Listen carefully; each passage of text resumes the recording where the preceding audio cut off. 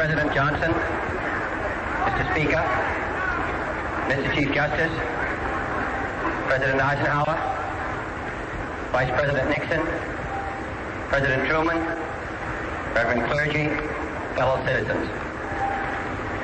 We observe today not a victory of party, but a celebration of freedom, symbolizing an end as well as a beginning, signifying renewal as well as change. For I have sworn before you and Almighty God the same solemn oath our forebears prescribed nearly a century and 3/4 ago. The world is very different now, for man holds in his mortal hands the power to abolish all forms of human poverty and all forms of human life. And yet the same revolutionary beliefs for which our forebears fought are still at issue around the globe. The belief that the rights of man come not from the generosity of the state, but from the hand of God. We dare not forget today that we are the heirs of that first revolution. Let the word go forth from this time and place to friend and foe alike that the torch has been passed to a new generation of Americans born in this century, tempered by war, disciplined by a hard and bitter peace, proud of our ancient heritage, and unwilling to witness or permit the slow undoing of those human rights to which this nation has always been committed and to which we are committed today at home and around the world.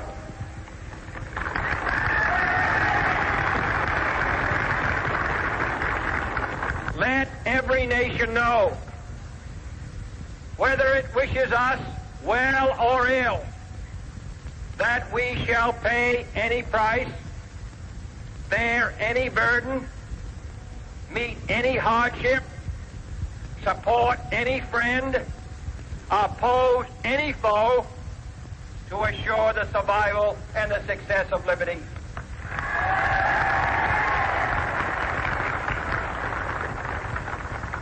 This much we pledge and more.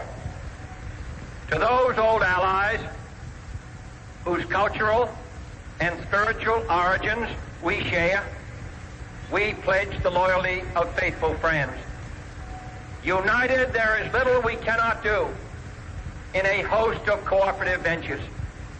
Divided, there is little we can do, for we dare not meet a powerful challenge at odds and split asunder.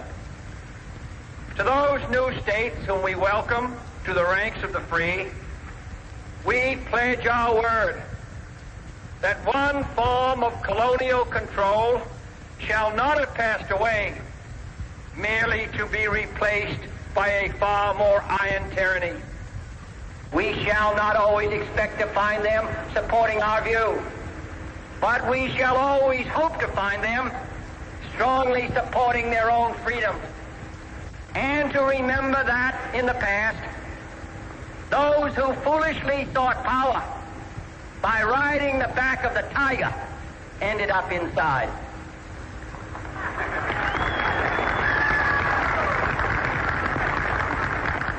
To those people in the huts and villages of half the globe struggling to break the bonds of mass misery, we pledge our best efforts to help them help themselves for whatever period is required, not because the communists may be doing it, not because we seek their votes, but because it is right. If a free society cannot help the many who are poor, it cannot save the few who are rich.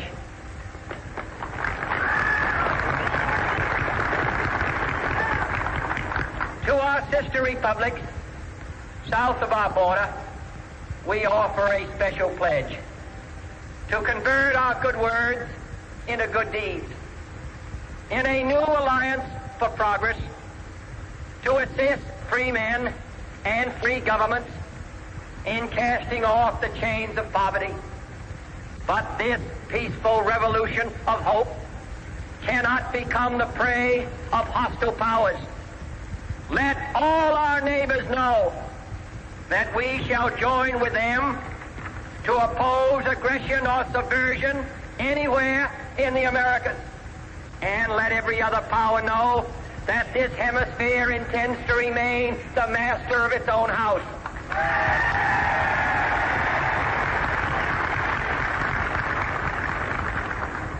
To that World Assembly of Sovereign States, the United Nations, our last best hope, in an age where the instruments of war have far outpaced the instruments of peace, we renew our pledge of support to prevent it from becoming merely a forum for invective, to strengthen its shield of the new and the weak, and to enlarge the area in which its writ may run. Finally, to those nations who would make themselves our adversary, we offer not a pledge, but a request that both sides begin anew the quest for peace. Before the dark powers of destruction, unleashed by science, engulf all humanity in planned or accidental self-destruction, we dare not tempt them with weakness, for only when our arms are sufficient beyond doubt can we be certain beyond doubt that they will never be employed. But neither can two great and powerful groups of nations take comfort from our present course, both sides overburdened by the cost of modern weapons, both rightly alarmed by the steady spread of the deadly atom, yet both racing to alter that uncertain balance of terror that stays the hand of mankind's final war. So let us begin anew, remembering on both sides that civility is not a sign of weakness, and sincerity is always subject to proof. Let us never negotiate out of fear, but let us never fear to negotiate.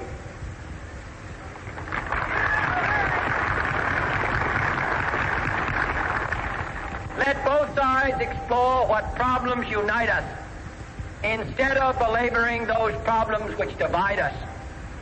Let both sides, for the first time, formulate serious and precise proposals for the inspection and control of arms, and bring the absolute power to destroy other nations under the absolute control of all nations.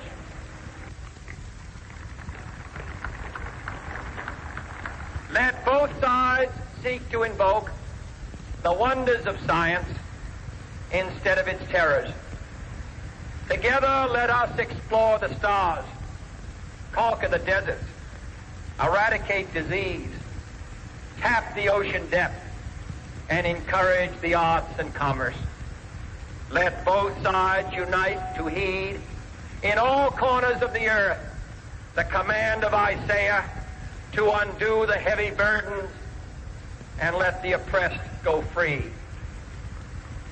And if a beachhead of cooperation may push back the jungle of suspicion, let both sides join in creating a new endeavor, not a new balance of power, but a new world of law, where the strong are just and the weak secure and the peace preserved.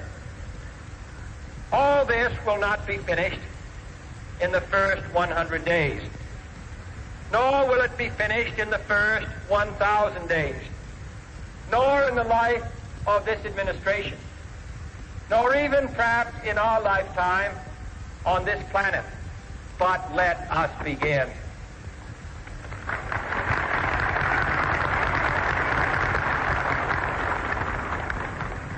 In your hands, my fellow citizens, more than mine, will rest the final success or failure of our course. Since this country was founded, each generation of Americans has been summoned to give testimony to its national loyalty. The graves of young Americans who answered the call to service surround the globe.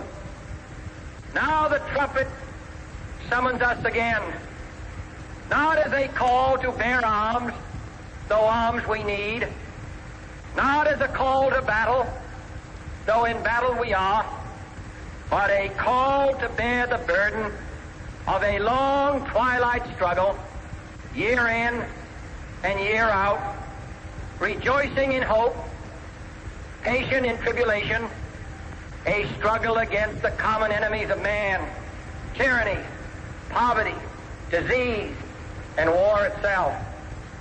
Can we forge against these enemies a grand and global alliance,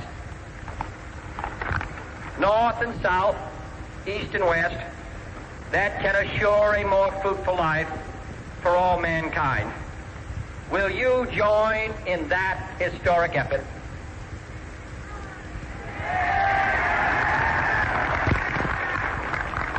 In the long history of the world, only a few generations have been granted the role of defending freedom in its hour of maximum danger.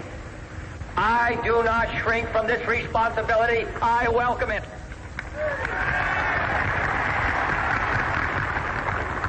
I do not believe that any of us would exchange places with any other people or any other generation. The energy, the faith, the devotion which we bring to this endeavor will light our country and all who serve it. And the glow from that fire can truly light the world. And so, my fellow Americans, ask not what your country can do for you, ask what you can do for your country.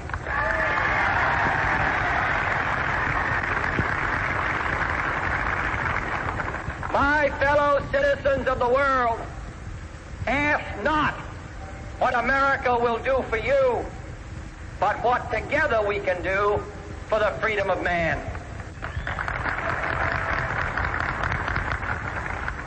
Finally, whether you are citizens of America or citizens of the world, ask of us here the same high standards of strength and sacrifice which we ask of you. With a good conscience, our only sure reward, with history the final judge of our deeds, let us go forth to lead the land we love, asking His blessing and His help, but knowing that here on earth, God's work must truly be our own.